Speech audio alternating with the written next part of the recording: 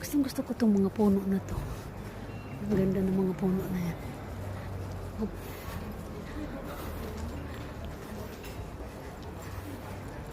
Punta na tayo sa kabilang trabaho.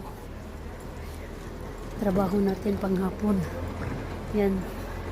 Grocery store. Diyan bumibili yung amo ko. Yan sa store na yan.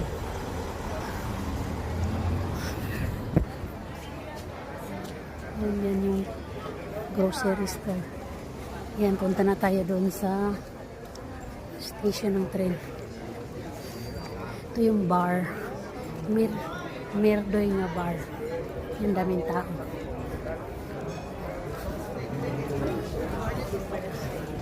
Daming tao dito pag ganitong oras.